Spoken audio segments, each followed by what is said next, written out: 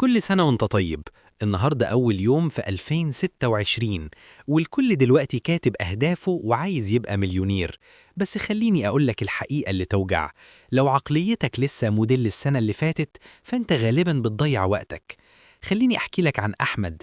السنة اللي فاتت في نفس اليوم ده أحمد قرر إنه يشتغل بجهد أكبر، بس خالد صاحبه قرر يفكر بذكاء أكبر.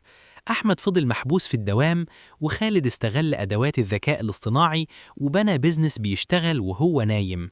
الفرق مش في التوفيق، الفرق إن خالد فهم إن المليونير في 2026 مش هو اللي بيتعب أكتر، هو اللي بيحل مشاكل أكبر لناس أكتر.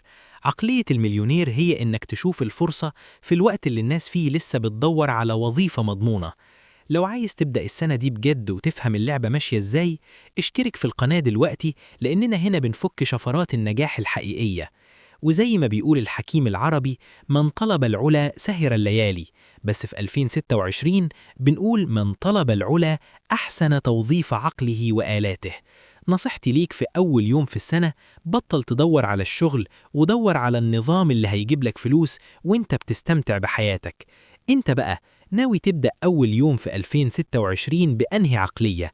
وهل جربت قبل كده نصيحة من القناة وغيرت فعلا في دخلك أو طريقة تفكيرك؟ احكي لي قصتك في الكومنتات، خلينا نشجع بعض في أول يوم. خلي 2026 هي السنة اللي بطلت فيها تطارد الفلوس وخليتها هي اللي تطاردك.